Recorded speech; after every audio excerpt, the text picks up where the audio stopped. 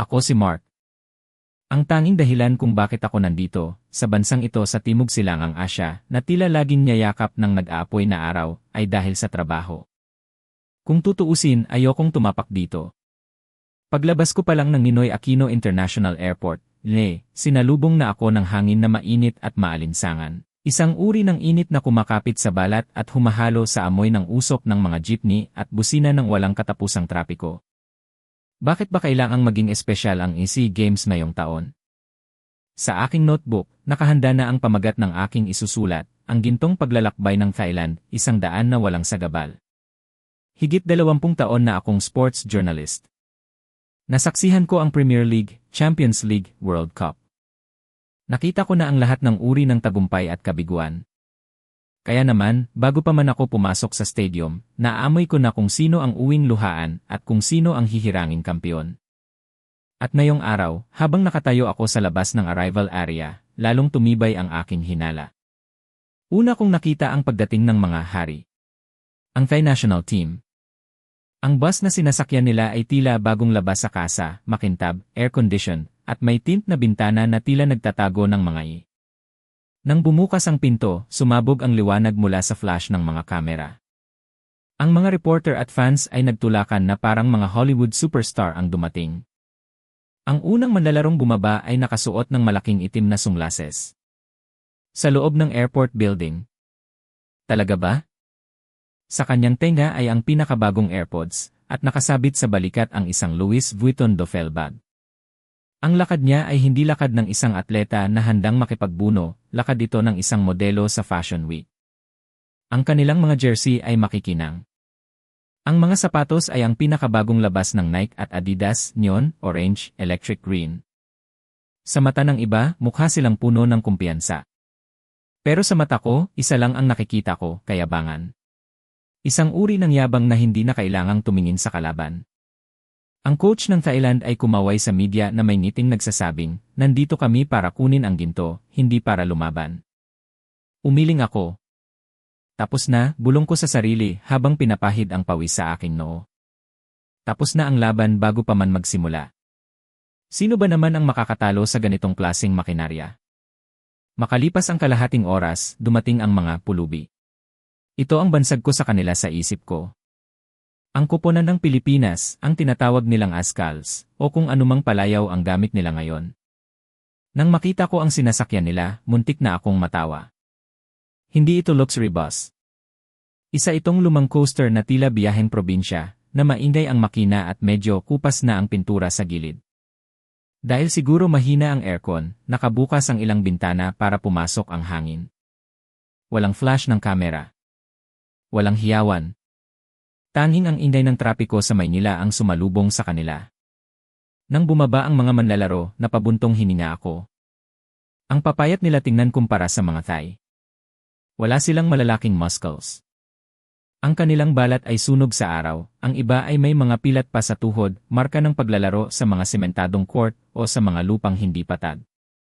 Ang pinakamalala ay ang kanilang mga gamit. Kung ang Thailand ay may mga staff na taga-buhat, ang mga manlalarong Pilipino ay kanya-kanyang bitbit ng kanilang mga bag at water jug.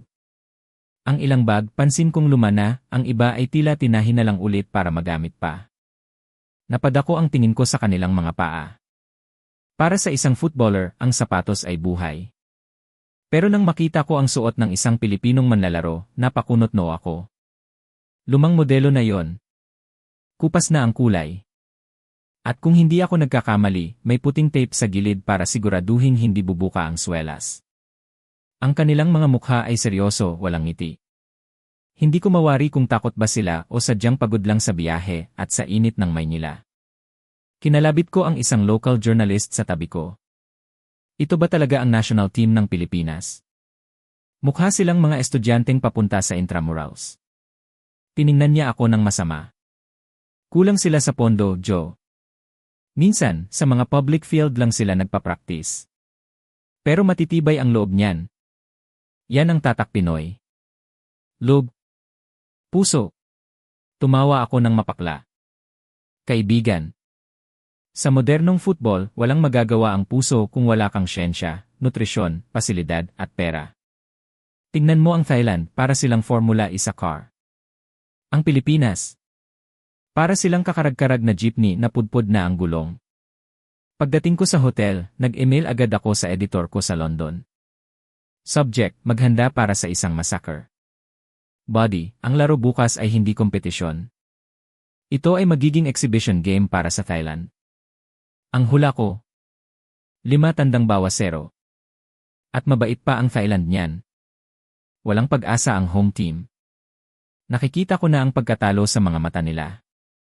Nang gabing yon, dumungaw ako sa bintana ng aking hotel sa Malete. Tanaw ko ang Rizal Memorial Stadium. Ang mga ilaw ay nakabukas, pinalilibutan ng kadiliman at inday ng syudad. Sa ilalim ng mga ilaw na yon, bukas, luluhod ang mga pulubi sa harap ng mga hari. Ito ang batas ng kalikasan. Ang malakas ang nagwawagi. Ang mahina ang yumuyuko. Pero, may isang bagay akong hindi alam noong mga oras na yon. Hindi ko alam kung ano ang laman ng dibdib ng mga pulubing iyon. Hindi ko alam na sa loob ng mga luma nilang bag, hindi lang uniforme ang dala nila. Kinabukasan, pumunta ako sa training ground. Ang sikat ng araw sa Maynila ay tila ng gagalaiti. Plano kong manood sandali, kumuha ng litrato, at tumambay sa pinakamalapit na Starbucks para magpalamig. Una kong pinuntahan ang Thailand. Ang kanilang training ay parang party. May speaker sa gilid ng field na nagpapatugtog ng upbeat na musika. Nagtatawanan sila habang nagpapasa ng bola. Nakita ko pa ang isa na nagtitiktok habang nakabreak. Ang coach ay abala sa pakikipag-usap sa media. Masyadong kampante, isip ko. Pero sa bagay, sila ang kampiyon. Ang talent nila ay sapat na. Sa gilid, ang mga Thai fans ay masayang nagwawagayway ng mga bandila. Lahat ay magaan, lahat ay masaya. Pagkalipas ng isang oras, lumipat ako sa kabilang field kung saan nag-ensayo ang Pilipinas. Ibang-iba ang hangin dito. Tahimik. Walang musika. Walang tawanan. Ang tanging naririnig ko ay ang mabibigat na hininga, ang esbog. Bog ng bola at ang sigaw ng coach. Takbo. Huwag hihinto. Para sa bayan. Ang init ay hindi nila iniinda. Tumatakbo sila na parang hinahabol ng demonyo. Ang bawat agawan sa bola ay parang totoong laban. May dalawang nagkabungguan, bumagsak sa lupa, pero agad na tumayo at tumakbo ulit na parang walang nangyari. Mga baliw, bulong ko. Ubusin ba nila ang lakas nila ngayon? Paano pa sila maglalaro bukas? Sa gilid ng rusty na cyclone wire fence, napansin ko ang isang matandang lalaki. Isang lolo. Nasa 70 anyos na siguro siya. Kulubot ang balat, suot ang isang kupas na polo shirt at nakatsinelas lang. Sa leg niya ay may nakasabit na maliit na rosaryo at panyo. Nakahawak siya ng mahigpit sa rehas, nakatitig sa mga manlalaro. May bitbit siyang plastik ng tinapay. Dahil sa curiosity, lumapit ako kasama ang aking guide. Excuse me, Tay. Kamag-anak po ba kayo ng players? Tanong ng guide ko. Lumingon ang matanda. Ang kanyang ngiti ay simple, kulang na sa ngipin pero puno ng sinseridad. Hindi, Hijo. Pero parang mga apo ko na rin sila. Taga saan po kayo? Galing pa ako sa Batangas, sagot niya. Sumakay ako ng bus, tapos jeep. Ilang oras din ang biyahe. Batangas, gulat kong tanong. Malayo iyon ah. Siguro malaki ang gastos nyo para lang manood dito. Tumango ang matanda, medyo lumungkot ang mata. Napilitan akong isang laang kaisa-isa kong kalabaw sa bukid para may pamasahe at pambili ng tiket. Natigilan ako. Isinangla ang kalabaw. Para sa isang magsasaka sa Pilipinas, ang kalabaw ay hindi lang hayop, ito ay kabuhayan, ito ay miyembro ng pamilya. Tay, hindi ko napigilang magsalita, pasensya na pero. Siguradong matatalo ang Pilipinas bukas. Ang lakas ng Thailand. Hindi po ba sayang ang kalabaw nyo? Nag-iba ang mukha ng matanda.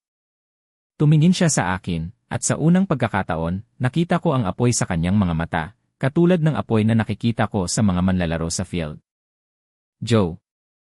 Ang panalo at talo, nasa Diyos yan. Pero kapag nadapa ang mga batang yan, kailangan nila ng magbabangon sa kanila. Kung walang sisigaw para sa kanila, baka isipin nilang nag-iisa lang sila. Ang kalabaw natutubos. Pero ang dangal ng bayan. Kapag nawala yan, mahirap nang bawiin. Kung manalo sila, magsasaya tayo. Kung matalo, dadamayan natin sila. Ganoon ang pamilya, di ba? Ibinalik niya ang tingin sa field. Hindi niyo naintindihan yan, Joe. Umalis ako doon na umiiling. Blind patriotism, sabi ko sa sarili. Bukas, matututo ang matandang to ng masakit na leksyon. Pero pagbalik ko sa hotel, habang tinitingnan ko ang sarili sa salamin, nakita ko ang isang emosyon na hindi ko maipaliwanag. Inggit ba ito? Kailan ba ako huling naniwala sa isang bagay ng ganoon katindi? Dumating ang araw ng laro. Ang Rizal Memorial Stadium ay punong-puno. Ang init ay parang impyerno. Basang-basa na ang likod ko ng pawis kahit nakaupo lang ako sa media box. Halos 80% ng stadium ay okupado ng mga Thai fans. Para silang asul na dagat. Kumpleto sa gamit, malalaking drums, trompeta, synchronized na sayaw. Ang sigaw nilang Thailand. Thailand ay parang kulob. Confident sila. Umiinom, nagsasayaw. Para sa kanila, party ito. Sa isang sulok, sa curve section ng stadium, nandoon ang maliit na grupo ng mga Pilipino. Ang Ultras Filipinas. Wala silang high-tech na drums. Ang gamit nila ay mga snare drum na tila galing sa marching band ng barangay. May mga papel na ginupit-gupit bilang confetti. Pero ang enerhiya nila, iba. Nang tumahimik sandali ang mga Thai, narinig ko ang isang himig. Mula sa maliit na grupong iyon, nagsimula ang isang kanta. Mabagal. Madamdamin. Ang bayan kong Pilipinas. Lupain ang ginto't bulaklak. Kinilabutan ako. Hindi ko naintindihan ang lyrics, pero ang tono ay tumatagos sa buto. Ito ay kanta ng pag-ibig at pagdurusa. Nakita ko ang guide ko, nakatayo, kumakanta habang tumutulo ang luha. Mark, sabi niya, yan ang bayan ko. Kantayan ng paglaya. Kantayan ng pag-asa kahit nasa dilim. Sinubukan kong kunan ng litrato ang crowd. Nakita ko ulit si Lolo mula sa Batangas. Nakataas ang kanyang kamao, umiiyak habang kumakanta. Ang ugat sa kanyang leeg ay lumalabas sa lakas ng kanyang pag-awit. Nagsimula ang laro. At gaya ng inaasahan, ipinakita ng Thailand kung bakit sila ang mga hari. Sa unang 5 minuto, hindi man lang nahawakan ng Pilipinas ang bola. Ang Thailand ay parang nagsasayaw. Pace dito, pace doon. Ang mga Pilipino ay parang mga asong naghahabol sa hangin. Tumatakbo sila pero laging huli. Teknike, sabi ko sa guide ko. Kahit anong tapang mo, kung wala kang teknike, wala rin. Ika-15 minuto. Nangyari na. Ang star player ng Thailand, si Chanathip, kunwari, ay nagpakawala ng isang pass na humati sa depensa ng Pilipinas. Naiwan ang mga Pinoy defenders na parang estatwa. Hinarap ng Thai striker ang goalkeeper at pinitik lang ang bola sa gilid. 1-0. Umupo ako ng maayos. Sabi ko na nga ba? Pero ang masakit ay ang ginawa nila pagkatapos. Tumakbo ang mga Thai players sa corner flag, malapit sa mga Pinoy fans, at sumayaw ng nakakainsultong sayaw. Tinuro nila ang crowd at tumawa. Tumahimik ang bayan ko. Nakita ko si Lolo, napaupo sa bleachers, nakayuko. Ang mga manlalaro ng Pilipinas ay nagtatalo na. Ang goalkeeper ay napapailing. Wasak na ang loob nila. Hanggang matapos ang first half, pinaglaruan lang sila ng Thailand. Para silang mga pusa na naglalaro ng daga bago kainin. Nang pumito ang referee para sa halftime, bagsak balikat na naglakad ang mga Pilipino papunta sa dugout. Ang mga Thai, nagtatawanan, naghahagisan ng water bottles. Bumaba ako sa tunnel para kumuha ng vibes. Sa locker room ng Thailand, ingay. Techno music. Tawanan. Saan tayo gimmick mamaya, rinig kong tanong ng isa. Para sa kanila, tapos na ang laro. Sa locker room ng Pilipinas, katahimikan. Lumapit ako ng kaunti. May naririnig akong hikbi. Umiiyak sila. Siyempre, iyak sila. Pero biglang may nagsalita. Ang kapitan ng team. Ang boses niya ay hindi galit, kundi nanginginig sa emosyon. Huwag kayong umiyak. Pakinggan niyo ang nasa labas, sigaw niya sa Tagalog na tinranslate sa akin ng guide ko. Yung matanda doon na nagbenta ng kalabaw. Yung mga estudyanteng nag-ipon ng baon para makabili ng tiket. Yung mga bayi na nanonood sa livestream ngayon. Sila ang ipinaglalaban natin. Hindi tayo nandito para sa sarili natin. Nandito tayo para sa kanila. Masugatan na kung masugatan, mabalian na kung mabalian. Pero hindi tayo papayag na tapakan nila ang bandila natin sa sarili nating bayan. Puso. Puso diyan iperalin nyo. At pagkatapos. Iye. Iye. Iye. Tunog ng mga kamay na humahampas sa dibdib. Tunog ng mga paang dumadagundong sa sahig. Nawala ang hikbi. Napalitan ng ungol ng mga hayop na handang pumatay. Paglabas nila para sa second half, nagulat ako. Ang mga matang takot kanina. Wala na. Ang nakita ko ay mga matang nagliliyab. Para silang mga mandirigmang lulusob sa kuta ng kaaway. Pagpito ng referee, nagbago ang ihip ng hangin. Akala ng Thailand, magiging madali pa rin. Mali sila. Sa unang hawak ng bola ng Thai winger, sinalubong siya ng Pinoy defender. Hindi lang basta harang. Isang malinis pero napakalakas na tackle. Blag. Tumalsik ang Thai player. Humingi siya ng foul sa referee. Pero ang Pinoy player. Tumayo agad, tiningnan ang Thai ng masama na parang sinasabing, "Welcome to Manila." Doon nagsimula ang giyera. Hindi na ito laro ng teknike. Laro na ito ng buhay at kamatayan. Bawat bola, pinag-agawan ng Pilipinas na parang ito na ang huling pagkain sa mundo. May isang loose ball. 50 tandang bawas 50. Tumakbo ang Thai player at ang Pinoy midfielder. Ang Thai, iniatras ang paa, takot masaktan, takot masira ang career. Ang Pinoy. Isinubsob ang ulo para makuha ang bola. Tinamaan siya sa mukha, dumugo ang ilong, pero nakuha niya ang bola at naipasa. Takot na sila, bulong ko. Takot na ang mga Thai. Ang mayayamang paa ay natatakot masugatan. Ang mga paang sanay sa hirap, walang pakialam sa sakit. Ika-negatibo 70 minuto. Ang Thailand ay nagpapanik na. Wala na ang tiki-taka. Puro sipa na lang palayo. Ang crowd. Buhay na buhay. Ang sigaw na Pilipinas. Pilipinas ay yumayanig sa buong Rizal Memorial. At dumating ang sandali. Ang Pinoy midfielder, si number 8 na duguan pa ang ilong, ay na-intercept ang bola. Tumakbo siya. Sinipa siya ng Thai defender sa binti, sinadyang saktan. Kung sa Europe ito, gugulong na ang player para magpa-red card.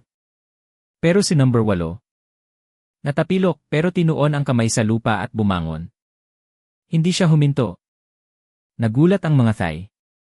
Bakit ayaw niyang bumagsak? Ipinasa niya ang bola sa butas ng depensa. Isang Pinoy striker ang humarurot. Walang dribble-dribble. Diretsong sipa ng buong lakas. Pumasok sa gilid ng net. Goal. Isa tandang bawas isa.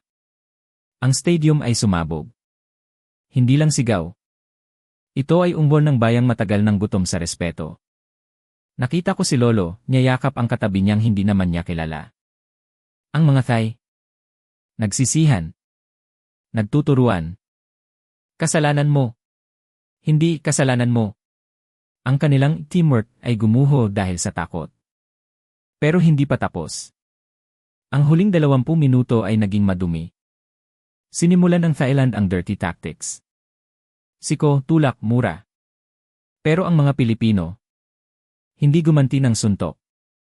Gumanti sila ng laro. Tiniis nila ang sakit. Class act. Sino ngayon ang pulubi at sino ang hari? Injury time. 73 re-minute. 4 na minuto ang dinagdag. Last chance ng Thailand. Corner kick. Umakyat pati ang goalie nila. All or nothing. Pagkasipa ng bola, tumama sa baras. Tumalbog palabas. Sinipa ng Pinoy defender ang bola palayo, napakalayo, lagpas sa center line. Doon, nag-aabang ang isang maliit na player. Si number 11. Ang pinakamaliit sa team. Mukha siyang high school student. Sinalo niya ang bola gamit ang dibdib. Isa lang ang naiwang defender ng Thailand. Ang laki nito, doble ng katawan ni number 11. Takbo, boy! Takbo, napasigaw na ako. Nakatayo na ako sa upuan ko. Tumakbo si number 11. Pagod na siya, pero parang may hangin na tumutulak sa kanya. Ang mga sigaw ng Puso. Puso ay nagbibigay ng pakpak sa kanya. Nilampasan niya ang higanteng Thai. Iniwan niya sa alikabok. Wala nang goalie. Open goal na. Tumahimik ang buong mundo. Dahan-dahan niyang itinulak ang bola. Gumulong ito sa damuhan. Papasok. 2 tandang bawas isa. Waa! Napayakap ako sa katabi kong Pinoy reporter. Nalaglag ang notebook ko. Umiiyak ako. Bakit ako umiiyak? British ako. Wala akong pakialam sa bansang ito. Pero imposible kang hindi madala. Nagluhuran ang mga Thai players. Ang mga hari nakadapa sa lupa. Ang mga pulubi. Nagpatong-patong sa isang sulok, nagyakapan, umiiyak sa tuwa. Nang matapos ang laro, ang kanta ng bayan ko ay umalingaw-ngaw ulit. Pero ngayon, kanta na ito ng tagumpay. Sa press conference, ang Thai coach ay puro reklamo. Mainit masyado, pangit ang field, madaya ang referee. Pagpasok ng Pinoy coach, tinanong siya, paano niyo natalo ang higante? Umiti lang siya, pagod pero masaya. Sinabi ko lang sa kanila, tumingin kayo sa logo sa dibdib nyo. Hindi lang yan tela. Yan ang pawis at dugo ng bawat Pilipino. Maglaro kayo para sa kanila. Nang gabing iyon, sa aking hotel room, binura ko ang dati kong headline. Nagsulat ako ng bago, ang pagsilang ng mga bagong hari. Pumunta ako dito para hanapin ang ginto. Akala ko, ang ginto ay nasa makikintab na bus at mamahaling sapatos. Mali ako. Ang tunay na ginto ay ang pusong hindi sumusuko kahit gaano kahirap ang sitwasyon. Ang Thailand ay umuwing talunan, pero may dala silang leksyon, huwag mong mamaliitin ang pusong Pilipino. Ako si Mark. Isang journalist mula London. At ngayong gabi, isa na rin akong fan ng Azkals. Pinindot ko ang i-send. Sa labas, rinig ko pa rin ang mga busina ng jeep sa Maynila. Maingay, magulo, pero sa pandinig ko ngayon. Ito ang pinakamagandang tunog sa mundo.